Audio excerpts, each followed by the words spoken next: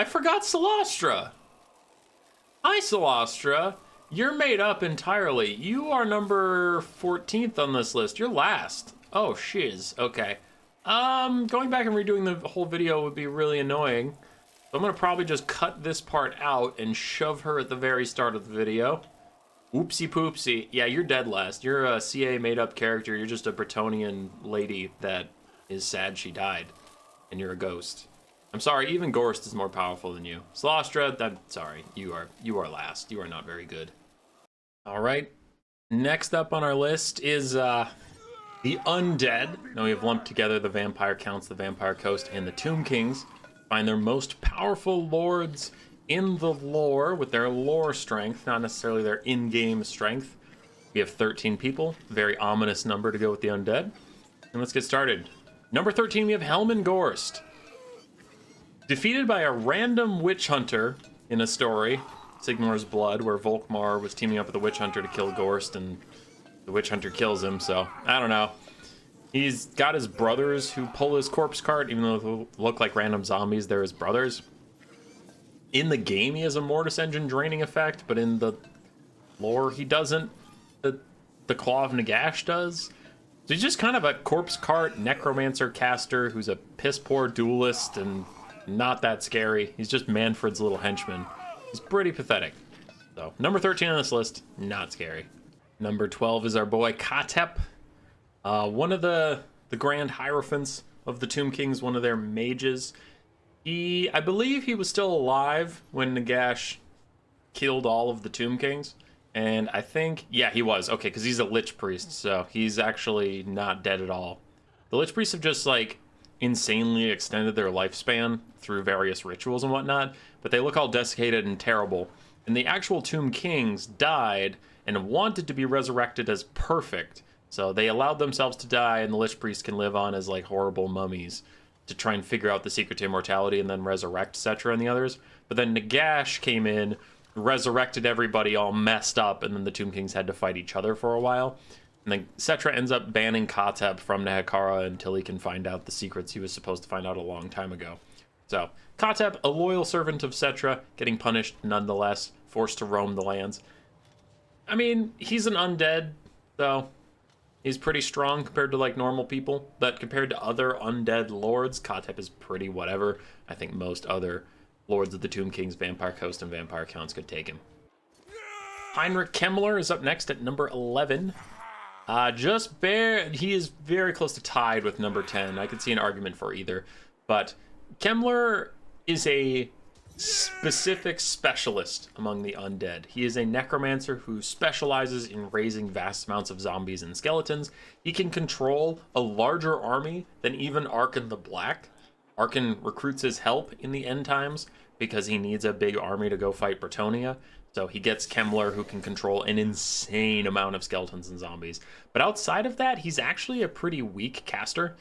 Like, he is hyper-specialized. Even Spirit Leech is difficult for him in the Gotrek and Felix novels. He takes forever to cast it, and then it's pretty meh.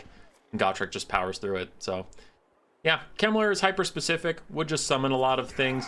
Not a great duelist at all, not even close to a great duelist. And if you factor in Krell, who's his usual companion, I think he would beat number 10 on this list if you factor in Krell, though I would count Krell as a legendary hero of the vampires, but either way. I still think number 9 beats Krell and Kemmler together. So, okay, if you include Krell, he goes up 1 on this list. But Kemmler is more tricksy than he is actually a strong fighter. All right, so enough about who isn't a strong fighter. Let's get to the ones who actually are. Aranessa Saltspite is mortal. She is not undead. And she's on the Vampire Coast roster, even though a lot of people debated she might more fit into being a Norskin. But she is a daughter of Manon, blessed by the Sea Father, or cursed. Looking at her, she doesn't feel too blessed. But she's very agile, crazy good in melee combat for not being anything special, like not being a vampire lord. I would put her above Heinrich Kemmler, Khatep, and Gorst because I just think about fighting any of them, and I think she'd be fine. Like, Kemmler, personally, how I think it goes is he casts, like, a bunch of zombies to rise up. She does that weird pole vault thing she does in combat sometimes, flies over their head, lands next to wherever Kemmler is. They get in a brief duel, and Aranessa bodies him. or he disappears into a cloak of shadows and she keeps tracking him. But eventually she'll find him and eventually she'll kill him. Now, if Krell exists, Krell is going to beat Aranessa handedly. Yes, that's why I threw in that if. So if Krell factors into Heinrich's strength, then Heinrich is 10th and Aranessa is 11th. But she is just a very strong pilot lord, blessed by Manan. But number 9 would beat either of them easily. On to the real ones. We have the Mad Lord Luthor Harkon, Dreadlord of the Vampire Coast. In his lore, I don't know if he gets a Deathstreak Terrorgeist or not. It's hard to tell. There's not a ton of like direct lore about Luthor. There's a lot of indirect sources where he gets kind of mentioned in other people's stories. But with or without it, I would put him at number 9. Luthor was a Blood Dragon Lord of the Blood Dragon line. So Abarash found him and already found him to be a fearsome enough combatant and strong enough martially to get the Blood Kiss, because Abarash only cared about getting the strongest and best. So before he was a vampire lord, he was already crazy strong. Now he's a vampire, making him faster, stronger, and self-healing, and living forever. He's a very potent swordsman, but also uses pirate tactics with pistols and cheating to beat anybody, anytime, anywhere. And though his quest for gold did get him locked off from the winds of magic and made his temperament a little experimental, Luthor Harkon would still be more than a match for the other people on this list who are below him. With or without his Terrorgeist, he's just too fast, he's just too strong for them to beat him. Luthor's spooky. Next up is the Red Duke. Similar story to Luthor Harkon.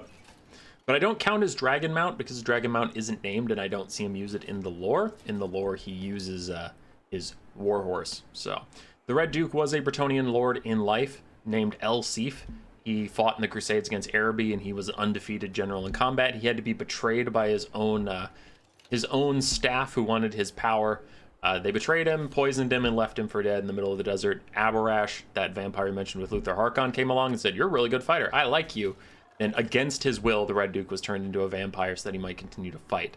From there, he tried to go retake Bretonnia, but he lost against a unified Bretonnian force, and then he came back again later and did the exact same thing, but he's haunted by his past, so he kind of forgets what time he's in and forgets what year it is and fights enemies that aren't really there because he thinks, he's like, oh, back in like 1200 I was fighting this guy, and someone's like, God, dude, like it is 1500, that person doesn't exist, please don't go there because there's no one there. Anyway, so similar to Luthor, I just think neither of their mental impairments would drop them lower on this list. Like, I don't think because Luthor's crazy, Aranessa will beat him. I don't think because the Red Duke occasionally fights in his past, Aranessa would beat him. I could see you saying Luthor is better than the Red Duke, but I do think Red Duke is just a little more focused, and he was a better melee combatant in life than Luthor was in life. So I have to assume he has just more martial skill in death than Luthor does. And I'm not even sure if Luthor has the Terrorgeist mount in lore. I know the Red Duke has a Warhorse. So if they met in the open, Luthor would get a pistol shot or two in that the Red Duke would easily block with his shield, and his horse is already undead, so it wouldn't die either from the pistol shots. And sword to sword, I think the Red Duke would just take Luthor. Snake Lady! For number 7 on this list, we have the Sister of Neferata, who is not in the game yet, but hopefully they will be. High Queen Khalida of Lebras. She is the Snake Queen. She has a snake mount, snake staff, venom, poison blasts she can shoot at things. She defends Lebras, the door to Nehekara from the east? Yes, from the east. So she's just a potent combatant. She takes a leading role in Gotrek and Felix stories. I'm trying to remember. No, it's a different lady that Felix was crushing on, so Felix almost gets it with a mummy, but it's not her. So she's just the Snake Queen. Deadly, fearsome, fast, poisoning, spooky. Khalida's not higher on this list because of her lack of evident spellcasting. Now, if she has some, it wasn't shown to me in that Gotrek and Felix novel. So, if she is a spellcaster, then maybe I bump her up above numbered 6, but I don't think she breaks top 5. Top 5 is very set. 6 and 7 were close. 8 and 9 were close, Red Duke and Luthor Harkon. And then 10 through 12... 10 and 11 were close, Heinrich and Aranessa. Khatep and Gorst wasn't close. I think top 5 body everybody on this list, not even a debate. So, Khalida, maybe number 6, but I think she's number 7. For that number 6 spot, we have Isabella Von Carstein. Wife to Vlad Von Carstein, full-on vampire lord, magic in all the works, extra speed, tons of healing, and especially with her blood chalice, she is never gonna die. Unless she dies, which she does sometimes. But she would beat Khalida quite handedly. I think she's faster, stronger, and has magic if she needs it to fight the Snake Queen. Isabella is well-versed to intrigue. That wouldn't exactly help her on the battlefield, but it does stop her from, like, the arguments of, well, what if, like, Khalida snuck into her bedroom at night and poisoned her or something? And I don't think that would fly. Isabella's well used to court intrigues. But aside from that, I don't have anything special to say about her otherwise. I do think, now you might be saying, like, the Red Duke and Luthor Harkon should beat Khalida and Isabella. I forgot to address that in the Khalida part.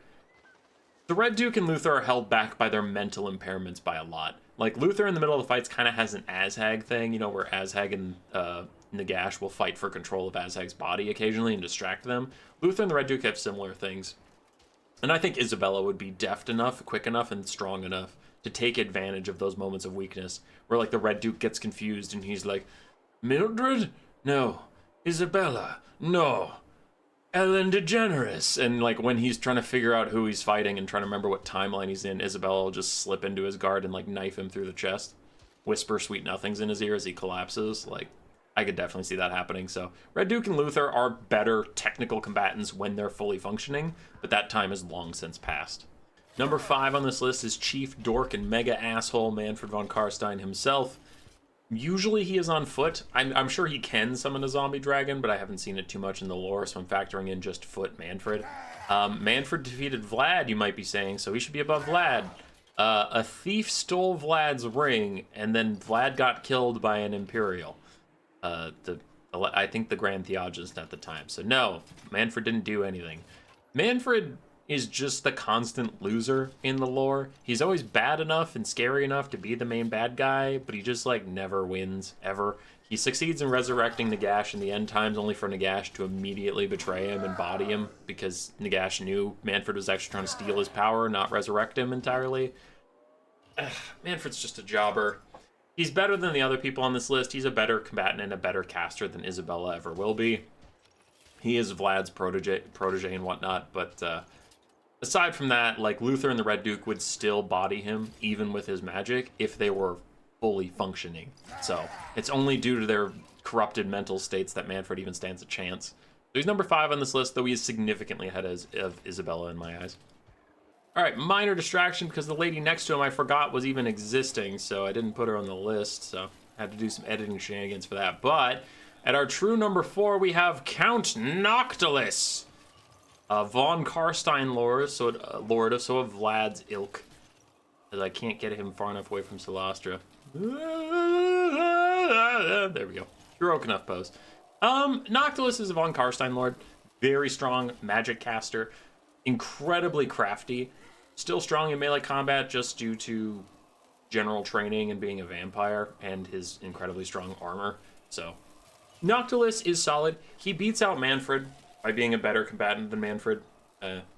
Decent spellcaster in his own right, but I don't think the difference in them spellcasting is enough to fully take Noctilus down.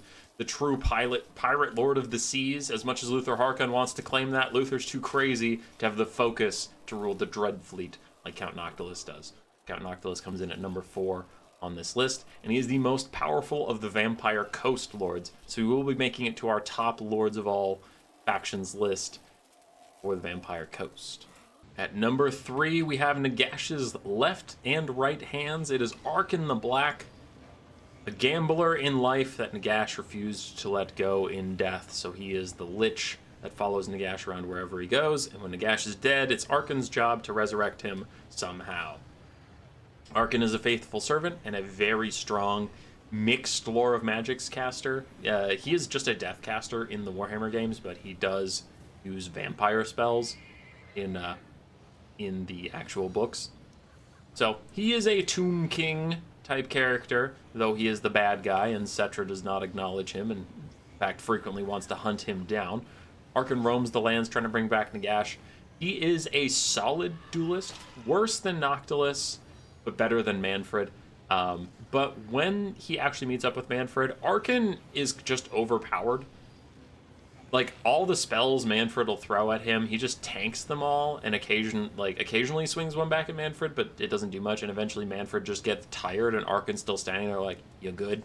You done, son? He kills Heinrich Kemmler even after Kemmler gives himself to Khorne. So, Arkhan is just too magically gifted and tanky to take down for most of these guys, though his lack of real martial strength will keep him in number 3. Number 1 and 2 are uncontested, better than Arkhan, for sure.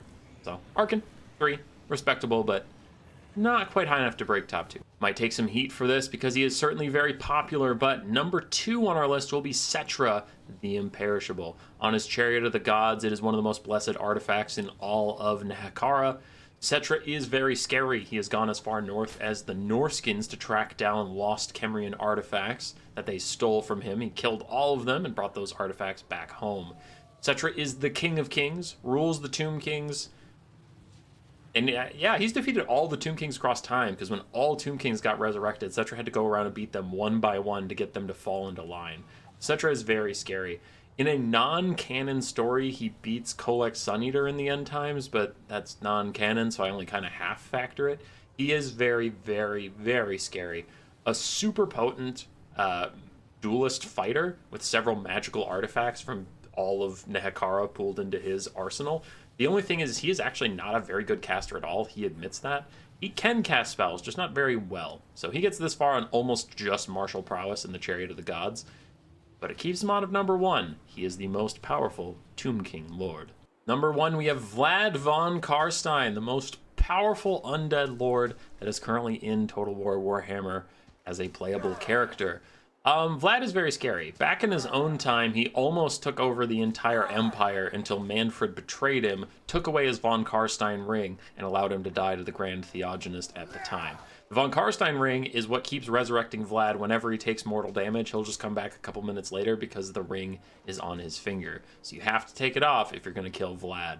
Even without that, he is incredibly powerful. A very powerful spellcaster. Maybe only Arkhan and Mannfred are actually better than him. Yeah, there are other vampire lords that are better than him, but none that are actually in the game right now. He says magic casting isn't his real forte, but comparing what he does to other spellcasters in this list, he's very solid at it. He's fine. Vlad is also a brilliant general and an unparalleled duelist. Now, his strength isn't anything to take home, like the Blood Dragon Lords would beat him strength-wise. He just has really good technique and skill.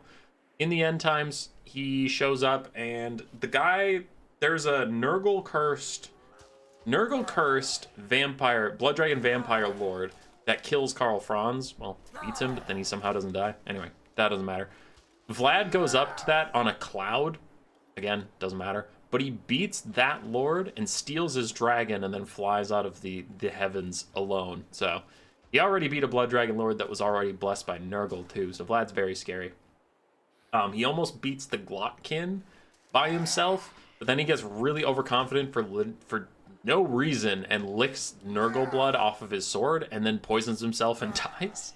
But that was more of really stupid bad end times writing than, like, Vlad is an idiot that will always do that. Vlad kills Festus, the Leech Lord. Also in the end times, I don't know, he's just crazy. He's unparalleled. He's strong. Nagash resurrects him and just has him as his main commander of the armies of the Undead for good reason. Vlad is the spookiest, the scariest, the best vampire lord that is currently in the game. Rawr. Subscribe, yes.